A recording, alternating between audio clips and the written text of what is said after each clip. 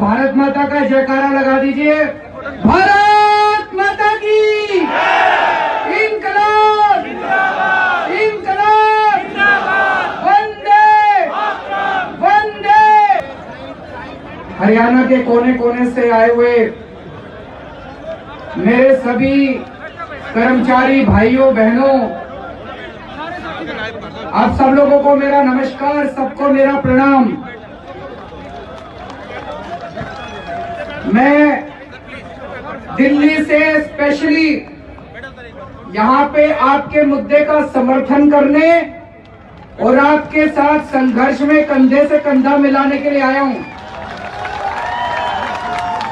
सीधा एयरपोर्ट से आ रहा हूँ और अब वापस सीधा एयरपोर्ट जाऊंगा, केवल और केवल आपके लिए आया हूँ।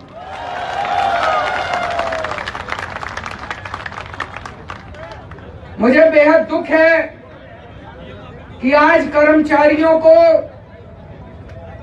अपनी बेसिक सी बात पेंशन के लिए अपने काम से छुट्टी लेके और धरने प्रदर्शन करने पड़ रहे हैं। आज इतने सारे कर्मचारी जो यहां आए हुए हैं, हरियाणा की जनता का तब भला होता अगर ये सारे कर्मचारी आज हरियाणा की जनता की सेवा में लगे होते। लेकिन अगर कर्मचारी दुखी है, अगर कर्मचारी अपने हक के लिए लड़ रहा है, तो वो कर्मचारी फिर जनता की सेवा कैसे करेगा। तो मुझे बेहद दुख है कि कर्मचारियों को इस तरह से छुट्टी लेके और धरने प्रदर्शन करने पड़ रहे हैं। दोस्तों, मैं IIT से हूं, इंजीनियर हूं, उसके बाद इनकम टैक्स में नौकरी करता था। तो ये अकाउंट और इनके सारे कानून अच्छी तरह समझता हूं और ये सारे कानून और सारी कैलकुलेशन अच्छी तरह मैं समझ के आया हूं। दिल्ली के सरकार के कई कर्मचारियों के साथ पिछले दिनों में मैं बैठा, उनसे मैंने कहा, भाई जो जो लोग 2004 के बाद जिनकी भर्ती हुई है, तुम लोग बताओ तुम्हारी कितनी अभी तक पैसे कटे, कितनी पेंशन हो गई। तो न्यू पेंशन स्कीम की एक वेबसाइट है केंद्र सरकार की, उसमें आप जाके देख सकते हो आज मेरी कितनी पेंशन हो गई है ना। तो मैंने उनसे कहा, मैंने कहा मेरे को दिखाओ। भाई साहब, मेरे को जान के बड़ा ताज्जुब हुआ, कई ऐसे कर्मचारी हैं जिनकी साल दर साल जितने पैसे कटे वो बढ़ने की बजाय कई साल ऐसे हैं जिसमें कम हो जाते हैं, क्योंकि शेयर की वैल्यू, शेयर मार्केट की वैल्यू गिर जाती है। तो दोस्तों, मैं सारी कैलकुलेशन करके आया हूं, जितने पैसे आपके कटते हैं हर महीने और जितने पैसे सरकार जमा कराती है, ये सारे पैसे अगर म्यूचुअल फंड में और शेयर मार्केट में इन्वेस्ट करने की बजाय अगर केवल और केवल GPF में डाल दिए जाएं, रिटायरमेंट के टाइम पे आपको जितनी पहले ओल्ड पेंशन मिलती थी उससे भी दुगनी पेंशन मिल सकती है। तो जो सरकारें दलील देती हैं कि अगर ओल्ड पेंशन स्कीम लागू कर दी तो खर्चा होएगा, मैं कहता हूं ओल्ड पेंशन स्कीम लागू करो। आप जितने पैसे काटते हो और जितने पैसे सरकार जमा कराती है, इसको अगर GPF में डाल दो, ओल्ड पेंशन स्कीम लागू करने के बाद सरकार को पैसे बचेंगे, सरकार का खर्चा नहीं होगा। ये मैं पूरी जिम्मेदारी के साथ कह रहा हूं। दिल्ली के अंदर हमने ये लागू करा और अभी हमने केंद्र सरकार को लिखा है। अगले कुछ दिनों के अंदर मैं केंद्र सरकार को चिट्ठी लिखने जा रहा हूं कि दिल्ली सरकार के सारे कर्मचारियों को लागू करने के लिए ओल्ड पेंशन स्कीम तो हमने लिख दी, मैं उनको कहने जा रहा हूं ओल्ड पेंशन स्कीम लागू करो।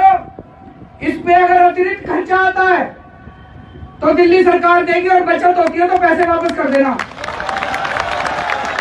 अरविंद केजरीवाल, अरविंद केजरीवाल, अरविंद केजरीवाल।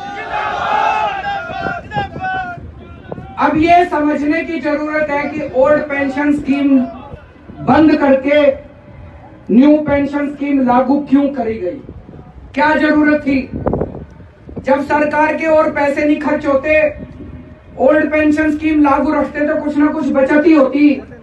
तो इन्होंने ओल्ड पेंशन स्कीम खत्म करके न्यू पेंशन स्कीम क्यों लागू करी?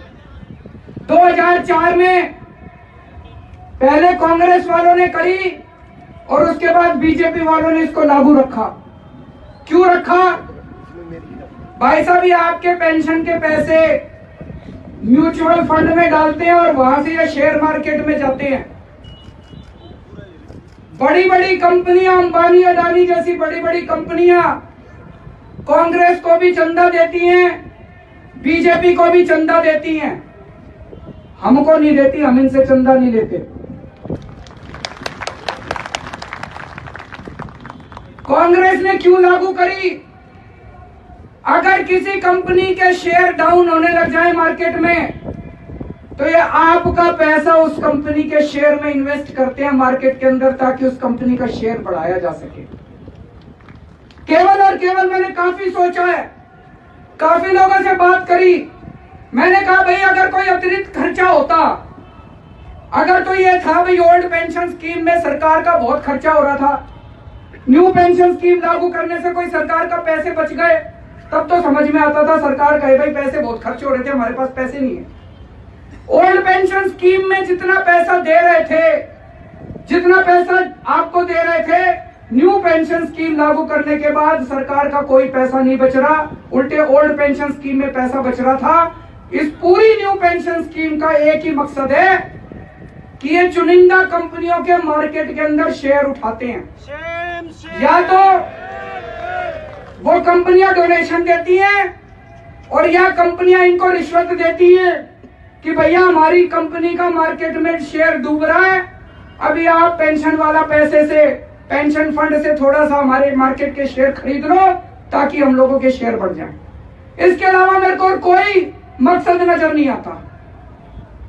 दोस्तों, ये इनके सामने आप जितना मर्जी गिड़गिड़ाते रहो, कांग्रेस की भी और बीजेपी की भी मजबूरी है कि ये न्यू पेंशन स्कीम अब बंद कर नहीं सकते, ये ओल्ड पेंशन स्कीम लागू रखेंगे, क्योंकि इन्होंने इन कंपनियों से पैसे उठा रखे हैं, इन कंपनियों से चंदे ले रखे हैं, इन कंपनियों से पैसे खा रखे हैं।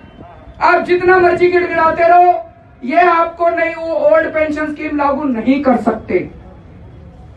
अभी पिछले दिनों कुछ कॉन्ट्रैक्ट वाले दूसरे कर्मचारी जो रिटायर हुए, मेरे को पता चला किसी को 800 रुपए महीना, किसी को 1000 रुपए महीना पेंशन मिल रही है। 800 रुपए में, 1000 रुपए में आदमी की बाकी जिंदगी का गुजारा कैसे होएगा? जो लोग सरकार में आते हैं, सरकार में नौकरी करते हैं, आदमी सरकारी नौकरी क्यों लेता है? उसका एक बहुत बड़ा कारण ये होता है कि जिंदगी भर की एक सिक्योरिटी हो जाती है। भाई रिटायरमेंट के बाद पेंशन मिलेगी, जब तक मरेंगे तब तक अपनी सिक्योरिटी है। अगर लोगों को पता हो कि रिटायरमेंट के बाद कुछ नहीं मिलना, तो आधे से ज्यादा लोग सरकारी कर्मचारी नहीं बनेंगे। तो आपकी एक तरह से बुढ़ापे की जितनी सिक्योरिटी थी, रिटायरमेंट के बाद की जितनी सिक्योरिटी थी, वो सारी की सारी सिक्योरिटी इन बीजेपी और कांग्रेस वालों ने उनके सामने गिरवी रख दी है। वो सारी कंपनियों के नाम बेच दी। हमारी पार्टी किसी कंपनी से पैसा नहीं लेती, हमारी पार्टी किसी कंपनी से चंदा नहीं लेती। अभी दिल्ली में जितने कॉन्ट्रैक्ट पे कर्मचारी हैं, जितने मजदूर भाई हैं, गरीब लोग हैं, हमने उनकी मिनिमम वेज बढ़ाई 13,500 रुपए से लेकर 16,500 रुपए महीना कर दी। पूरे देश में सबसे ज्यादा है। बीजेपी और कांग्रेस वालों ने खूब विरोध करा भाई साहब, खूब विरोध करा। बताओ उनके जेब से पैसे जा रहे थे क्या? कौन सा बीजेपी वालों की जेब से पैसे जा रहे थे, कांग्रेस वालों की जेब से पैसे जा रहे थे? गरीबों की जेब में पैसा डाल रहा था मैं। हमने कहा भाई 13,500 रुपए मिनिमम वेज होंगे। पहले तो भाजपा वालों ने खूब विरोध करा, फिर भाजपा वाले सीधे हाईकोर्ट पहुंच गए, हाईकोर्ट से स्टे ले आए। हम सुप्रीम कोर्ट गए, सुप्रीम कोर्ट ने स्टे उठाया, वापस 13,500 रुपए मिलने लगे। क्यों करा इन्होंने विरोध? ये जितने बड़ी बड़ी कंपनी वाले थे वो सारे भाजपा कांग्रेस वालों के पास पहुंचे और बोले अगर ये मिनिमम वेज 13,500 रुपए देना चालू कर दिया, बोले जी हमारा तो भट्ठा बैठ जाएगा। तो ये सारे, अगर हम चंदा ले रहे होते इन बड़ी बड़ी कंपनियों से, भाई साहब राजनीति समझने की कोशिश करो। जब से हमने पार्टी बनाई है अन्ना आंदोलन से, मैं एक ही बात कहता हूं, राजनीति के अंदर आपकी पार्टी चलाने के लिए और चुनाव लड़ने के लिए पैसा कहां से आता है, ये आपकी राजनीति तय करता है। अगर आप पैसा बड़ी बड़ी कंपनियों से लेते हो तो चुनाव जीतने के बाद, सरकार बनाने के बाद आप उन कंपनियों की गुलामी करोगे, और अगर पैसा आप जनता से लेते हो तो चुनाव जीतने के बाद, सरकार बनाने के बाद आप गुलामी जनता की करोगे।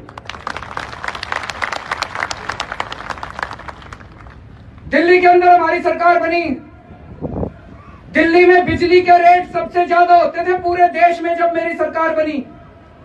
आज 3 साल के बाद मेरे को कहते हुए बड़ी खुशी हो रही है, पूरे देश में सबसे सस्ती बिजली दिल्ली में मिल रही है। अनिल अंबानी की और टाटा की कंपनियां हैं। आज मैं अनिल अंबानी को बुला लूं, टाटा को बुला लूं और मैं कह दूं भाई हरियाणा में चुनाव आ रहे हैं, चुनाव लड़ना है, लोकसभा में चुनाव आ रहे हैं, चुनाव लड़ना है, दोनों जने 100-100 करोड़ रुपए दो। भाई साहब, मेरे को केवल उनको 1 रुपया यूनिट अगर मैं बिजली के दाम बढ़ा दूं, आज 4 साल से दिल्ली में बिजली के दाम नहीं बढ़ने दिए, उल्टे बिजली के रेट आधे कर दिए। अगर मैं उनको केवल 1 रुपए यूनिट बिजली के दाम बढ़ाने दूं, और मीडिया में तो मैं कह दूंगा जी 4 साल से नहीं बढ़े, इन्फ्लेशन हो गया, महंगाई हो गई, कोयले के दाम बढ़ गए, फलाना ढिमका, कहने को तो बहुत चीजें हैं। 1 रुपया अगर यूनिट बढ़ाने दूं इनको, 100-100 करोड़ रुपए शाम तक दोनों दे जाएंगे। लेकिन ये राजनीति करने नहीं आए थे हम लोग। आज हम दिल्ली के अंदर बिजली के दाम इसलिए कम कर पा रहे हैं क्योंकि ना मैं टाटा से पैसा लेता और ना मैं अनिल अंबानी से पैसा खाता। ये सारी बातें मैं केवल इसलिए कह रहा हूं, आपका जो संघर्ष है इसकी मैं बुनियाद फाउंडेशन समझ के आया हूं कि ना तो कांग्रेस आपकी ओल्ड पेंशन स्कीम लागू करने वाली और ना बीजेपी ओल्ड पेंशन स्कीम लागू करने वाली। अगर आप लोगों ने ओल्ड पेंशन स्कीम लागू करानी है, हरियाणा में सत्ता परिवर्तन करना पड़ेगा आपको।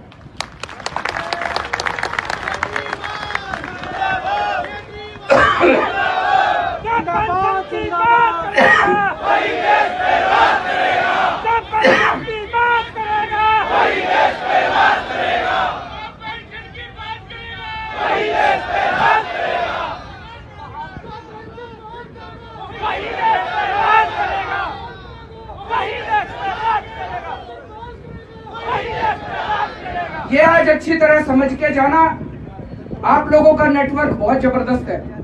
मैंने पिछली बार देख लिया था, रामलीला मैदान में गया था। अरविंद केजरीवाल जिंदाबाद, जिंदाबाद, जिंदाबाद। अरविंद केजरीवाल जिंदाबाद, जिंदाबाद, जिंदाबाद। अरविंद केजरीवाल जिंदाबाद, जिंदाबाद, जिंदाबाद। 48 घंटे के अंदर आप लोगों ने पूरे देश में बात फैला दी थी। व्हाट्सएप के ऊपर आपका व्हाट्सएप का नेटवर्क बड़ा तगड़ा है। सबको ये समझा दो कि आपका पेंशन का मुद्दा सीधे सीधे पार्टियों के फाइनेंस से रिलेटेड है। बीजेपी और कांग्रेस वाले बिल्कुल नहीं कर सकते क्योंकि इनका सारा चंदा वहां से आता है। ये उठते बैठते हैं, जब विपक्ष में होते हैं तो इसकी बुराई करेंगे, फिर जब सत्ता में आता है तो उसी से पैसे खाएंगे। तो ये कभी नहीं कर सकते।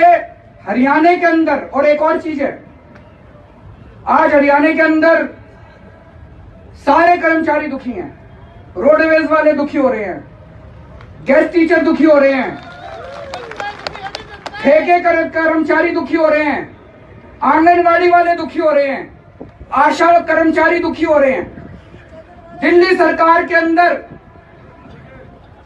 ऐसा नहीं मैं कहता कि कर्मचारियों की समस्याएं नहीं होती। रोज सवेरे 10 बजे से 11 बजे तक मैं बिना अपॉइंटमेंट के सोमवार से शुक्रवार अपने घर पे बैठता हूं। खूब कर्मचारी आके मिलते हैं। ग्रुप डी का कर्मचारी भी, ग्रुप सी का कर्मचारी भी सीधे दिल्ली के मुख्यमंत्री से बिना अपॉइंटमेंट लिए सवेरे 10 बजे मेरे घर पे आके मेरे से मिल सकता है।